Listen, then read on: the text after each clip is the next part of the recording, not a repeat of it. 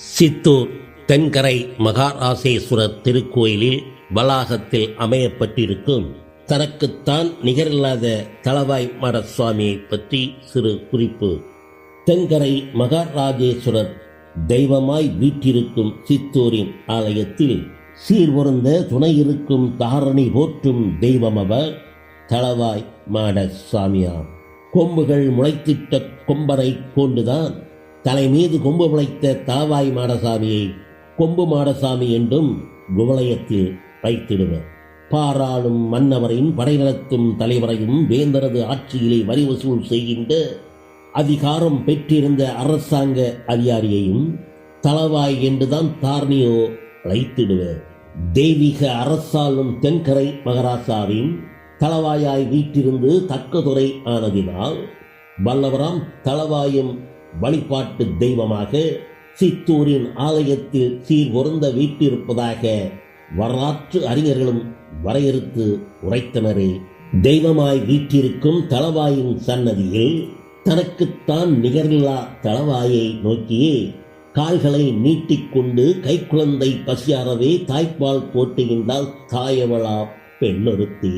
தன் குற்றம் புரியாமல் தளவாயை நோக்கியே கால் நீட்டி பால் கொடுக்கும் காட்சியதை கண்டுவிட்ட பக்தராம் மற்றொருவர் பாவையரை தான் நோக்கி தனக்குத்தான் நிகரில்லாத தளவாயை நோக்கியே கால் நீட்டி அமர்ந்திருக்கும் காரிகையே முறை இதுவோ என்று தான் வினவிய எச்சரிக்கை செய்திட்டார்.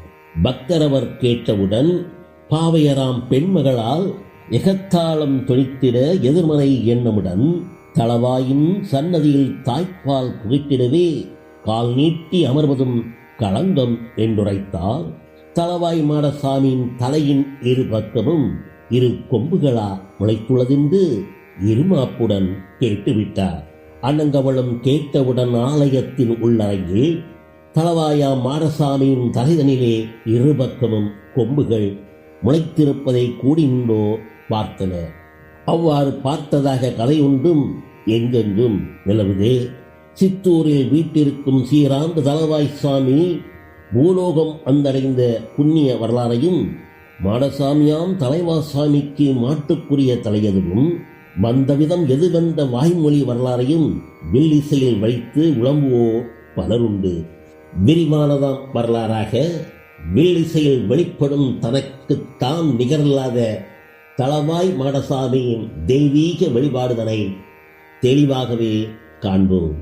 பரமனாம் இறைவனவர் பார்வதியாம் தன் மகளை மாலையிட்டு மணமுடித்து மனைவியாக்கிக் கொண்டதை தாட்சாயினி தேவியராம் தையல் நாயகி பார்வதியின் தந்தையான தக்கராஜன் தன் மனதில் ஏற்கவில்லை. அரவணிந்த சிவனாரை அவமானம் செய்திடவே தன்னுடைய மனதிலே தக்கதான திட்டமிட்டு அரணாராம் இறைவனையும் அம்பிகையாம் பார்வதியையும் அழைத்திடாத நிலையினிலே அரியதான பெரு வேள்வியை தன் மனதின் எண்ணப்படி தக்கராஜன் நிகழ்த்துகிறான். தானவரோடு வானவரையும் தவஞான முனிவர்களையும் வேள்வியிலே கலந்து கொள்ள விருப்பமுடன் தான் அழைத்தான். அரணாரோடு அம்பிகையை அங்குதான் அழைக்கவில்லை. வேள்வியின் வேளையிலே வேள்வி நாயகன் சிவனாருக்கு அளித்திடவே வேண்டியதான அவிப்பாகமும் வழங்கவில்லை. தார்காவரம் தன்னிலே தக்கனுடைய கோட்டையிலே வேள்வியிலே வளர்ந்திட்ட வேகமான பெருநெருப்பு கைலமலை வீற்றிருக்கும் கங்காளருக்கும் தெரிகின்றது. வேள்வியிலே இளம்பெய்ந்த வேள்வி புகை சூழ்ந்ததாலே வானுலையின் தேவர்களும் வாட்டமுட்ட காரணத்தால் வேள்வி புகை சூழ்ந்ததினால் வேதனையும் வந்ததென்று அரணாரை நாடி வந்து அடிபணிந்து உரைத்தனரே. தக்கராஜன் வேள்விதனை தடை செய்து அளித்திடவே சிந்தையிலே எண்ணம் கொண்ட சிவனாராம் இறைவனவர் தார்காவரம் தன்னிலே தக்கனவன் வழங்குகின்ற வேள்விதனை அளித்திடவே விநாயகரை அனுப்புகின்றார். பெருச்சாளி வாகனத்தில் பிள்ளையாரும் புறப்பட்டார். வேள்விதனை அளித்திடவே விரைந்து வந்த விநாயகரை முன்னுதித்த பிள்ளையாராம் மூத்த பேரன் வந்தார் என்று தக்கராஜன் வரவேற்று தகுந்தபடி உபசரித்து தேங்காய் பொறி அப்பமூடு தேவையான பழங்களையும் பாங்காவே தான் படைத்து பக்கத்திலே அமர வைத்தார். தித்திக்கும் பண்டங்களால் திருப்தியான கணபதியும் வந்த வேலை தான் மறந்து வயிறு குளிர்ந்து அமர்ந்துவிட்டார். வேள்விதனை அழிக்கச் சென்ற விநாயகரை காணாததால் வேலவரை தான் அழைத்து வேள்விதனை அளித்திடவே தக்கனது கோட்டைக்கு தந்தையவர் அனுப்புகின்றார். மயிலேறியே வருகின்ற மால்முருகன் முருகனையும் இளையவராம் பேரனவர் இடம் தேடி வந்தார் என்று அழகனாம் ஆறுமுகனை அன்புடனே வரவேற்று நடனமேடை தான் வைத்து நடனமிடும் நங்கையரோடு கவிதைகள் பாடுகின்ற கட்டழகு கண்ணியரையும் அறிமுகம் செய்து வைத்து அங்கேயே அமர வைத்தார். நளினமிகு நங்கையரின் நர்த்தனங்கள் தான் பார்த்தும் கவிதைகள் பாடுகின்ற கண்ணியரின் கவி கேட்டும் சிந்தைதான் மகிழ்ந்திட்ட சிவமைந்தன் சரவணனும் செயல் மறந்து நிலை மறந்து சிலை போல் அமர்ந்து விட்டார். கந்தரையும் காணாமல் கவலை கொண்ட சிவனாரும் வேள்விதனை அளித்திடாத வேதனையின் உச்சத்தில் உணர்ச்சியின் கொந்தளிப்பால் உள்ளத்தில் வெப்பமாகி விழிகளும் சிவந்திட வேர்வையது பெருகிட ஆவேசமான கோலத்தில் ஆர்வரித்து நின்றாரே. தன்னுடைய மேனி எங்கும் தடையின்றி வெளிவரும் வேர்வையின் துளிகளை விரைவாகவே வலித்தெடுத்து ருத்ரராம் சிவனாரும் உதறித்தான் வீசினாரே. அரணாரின் வேர்வைப்பட்ட அகிலிடத்தை பிளந்து கொண்டு வேர்வை புத்திரனும் வீரியமாய் பறந்து வந்தார். தலைமுளைத்த கொம்புகளாம், தைலமில்லா சடைமுடியாம், கார்மிகளின் நிறத்தழகாம், கண்விழிகள் சிவப்பழகாம், ஒரு கரத்தில் சூலாயுதம் ஓங்கியதாம் வேலாயுதம், ஒரு கரத்தில் வானாயுதம் ஒய்யாரமாய் கதாயுதம் அனைத்தையும் தானேந்தி அசைந்து வரும் மறைபோல் அடிபதித்து நடந்து வந்து அரணாரை தொழுதெறிந்தார். தன்னுடைய வேர்வையாலே தாரணையை பிளந்து வந்த வேர்வை புத்திரனாம் வீரமிகு மைந்தனிடம் ருத்ரராம் சிவனாரும் உறுதியுடன் உரைத்திடுவார். தாருகாபுரம் தன்னிலே தக்கனுடைய கோட்டையிலே விண்மூட்டும் வேள்வித்தீயை வினை புரிந்து அடித்திடுவார் என்றுதான் ஆணையிட்டு எம்பெருமான் சிவனாரும் வேள்விதனை அளித்திடவே வேர்வை புத்திரனை அனுப்புகின்றார். அரணாயிரம் விடை பெற்று ஆர்ப்பரித்த கோலமுடன் விரைந்தோடி வருகின்ற வேர்வை புத்திரனை பார்த்தவுடன் முருகனாம் சிவபாலன் மயிலேறியே பறந்து சென்றார். வேள்வியின் அருகினிலே விலகாமலே இருந்ததினால் பிள்ளையாராம் கணபதியின் பெருந்தலையை தானறுத்து வியர்வை புத்திரனார் வேகமுடனே வீசிவிட்டு தக்க நாம் மன்னவரின் தலைதலையும் தானறுத்து மன்னனின் மடியினிலே மதப்புடன் வீசிவிட்டு விண்மூட்டும் வேள்விதியை வினைபுரிந்து அழித்துவிட்டு கைலையாம் மாமலையில் களிப்புடனே வந்து நின்று நீலகண்ட சிவனாரை நிலம் குனிந்து வணங்குகின்றான். தக்கனோடு பிள்ளையாரின் தலைகளை அறுத்ததையும் விண்முட்டும் வேள்வியை வினைபுரிந்து அளித்ததையும் வேர்வை புத்தரும் விரிவாகவே எடுத்துரைத்தார். சோர்ந்து நின்ற அமரரெல்லாம் செய்தியை கேட்டவுடன் மலர்மானி தான் பொழிந்து மகிழ்ச்சியில் திளைத்திடரே. தக்கனோடு பிள்ளையாரின் தலையறுத்து வீசியதை பார்வதியால் தான் கேட்டு பதறியே தான் துடிக்கின்றார். தகப்பனோடு தலை பிள்ளையும் தலையறுத்து கொண்டார்களே, அநியாயம் இது போன்று அமரலோகம் கண்டதுண்டோ, பாதகம்தான் இது போன்று பாரினிலே நிகழ்வதுண்டோ என்றுதான் புலம்பியே ஏக்கமுடன் அழுகின்றாள். பார்வதியின் நிலை கண்ட பரமசிவனாம் இறைவனவர் வேர்வை புத்திரனை விரைவுடனே தான் அழைத்து தாருகாபுரம் தன்னிலே தக்கனது கோட்டையிலே தலையறிந்து வீழ்ந்திட்ட தக்கனோடு பிள்ளையாரை உயிருடனே எழுப்பிடவே உத்தரவான் தான் அளித்தார். அரணாரின் நாடை கேட்டு அடிபணிந்த வேர்வை புத்திரன் அருளெல்லாம் பெற்றுக்கொண்டு அவ்விடம்தான் இட்டகண்டு தாருகாபுரம் தன்னிலே தக்கராஜன் கோட்டைக்குள்ளே வேள்வியின் இடம் தேடி வேகமுடன் வந்து நீண்டார். வனமதிலே மேய்ந்து நின்ற வரப்பானதாம் வேளத்தின் சிறுகண்டை தான் பிடித்து சிரத்தின் அறுத்தெடுத்து தலைமகனாய் உயிர்த்து வந்து தலையெடுத்து வீழ்ந்தவராம் கணபதியாம் பிள்ளையாரின் கழுத்தினிலே ஒட்ட வைத்து ருத்ரனின் வேர்வை புத்திரன் உயிர்ப்பித்து எழுப்பினாரே. காடுதனில் மேய்ந்து நின்ற காளை மாட்டின் தலையெடுத்து தக்கனது கழுத்தினிலே தக்கபடி ஒட்ட வைத்து தலைவேறு உடல் வேறாய் தக்கனையே உரிமாற்றி உருமாறிய தக்கனைதான் உயிர்ப்பித்து தான் எழுப்பி மாடன் என்ற பெயர் சூட்டி மங்களமும் அருளிவிட்டார். தக்கனது உருவம் மாறி தளவாயாம் மாடசாமியாக புதுக்கோலம் தானேற்று புறப்பட்டார் மலைவாய் சுவாமி. அரணாராம் இறைவனிடம் அரியவரம் தான் அடைந்து கொல்லவரம் வெல்லவரம் கோடிவரம் பெற்று கொண்டு அரணானின் வேர்வையிலே அவதரித்த புத்திரனோடு தாயவளாம் பேச்சம்மை தகுடைய தவுசுத்தம்பிரான், தெற்கு வாசல் அப்பனோடு வடக்கு வாசல் மாடந்தம்பிரான், சட்டநாதன், சேத்திரபாலன், சங்கிலிபோகத்தான் ஆகியோர் அனைவருமே அணிதிரண்டு ஒன்றனையே எண்ணற்ற வேவடையும் ஏற்றபடி சேர்ந்து வர தனக்குத்தான் நிகரில்லாத தளவாயா மாடசாமியவர் பூலோகம் சென்றிடவே புறப்பட்டு வருகின்றார். வானகத்தின் லோகங்களையும் மரப்பான மண்டலங்களையும் தளவாய் மாடசாமியவர் தன் வழியில் தான் கடந்து தாரணையின் பரப்பு நிலை தகவுடனே தரம் பதித்தார். காடுமலை தான் கடந்து கடலோரம் விற்றகண்டு நானிலங்கள் தான் துறந்து நாடு விட்டு நாடு சென்று நினைத்திட்ட இடம் நாடி நில்லாமல் வந்தனரே.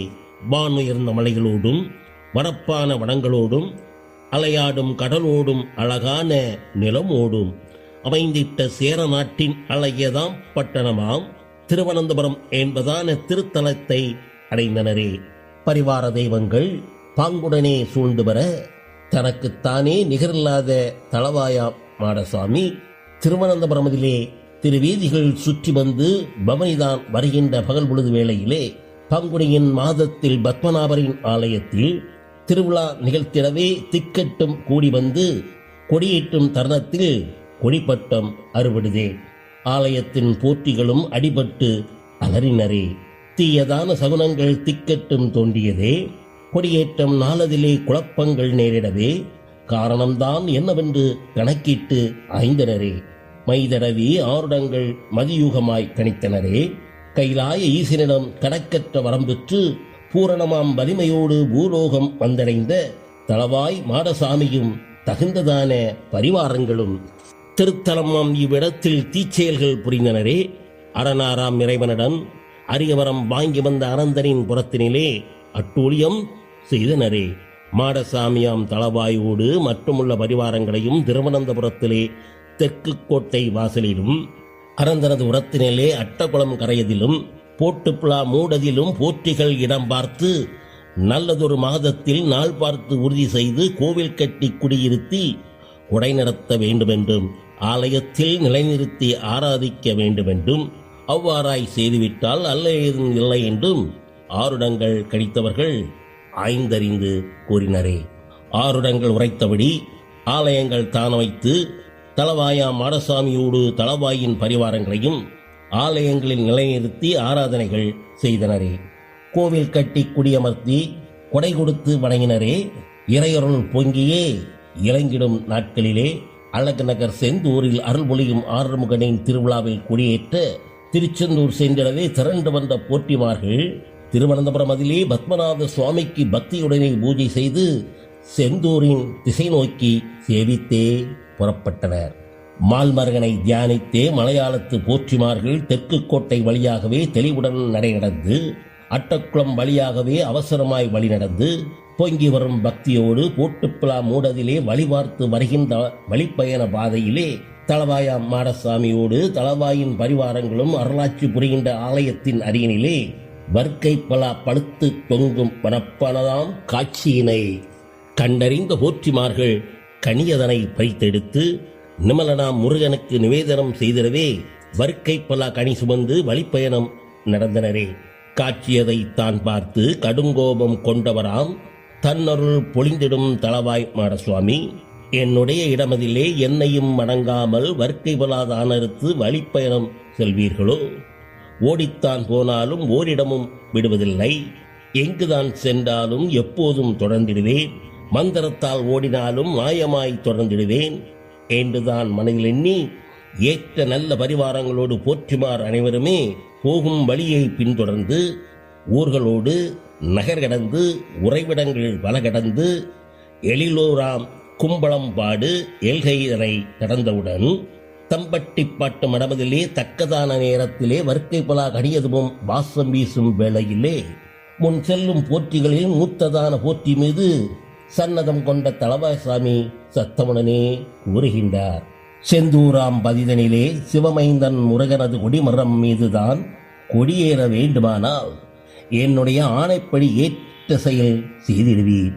சீரார்ந்த திருத்தலமாம் சிந்தூராம் பதிதனிலே தென்கரை மகாராஷ்டிராவின் திருக்கோவில் தன்னிலே கன்னி நல்ல மூலையிலே கணிப்பான இடமதிலே மங்களமான சன்னதியில் மகாராஷ்டிராவின் மந்திரியாய் தளவாயாம் என்னையே தகுந்தவாறு நிலைநிறுத்தி அஷ்டபந்தன மந்திரங்கள் ஆகமத்துடன் செய்து வைத்து நிறைகணியாம் வர்க்கை பலாவை நிவேதனம் செய்திருவீர் என்றுதான் தளவாய் சுவாமி எல்லோருக்கும் ஆணையிட்டார்.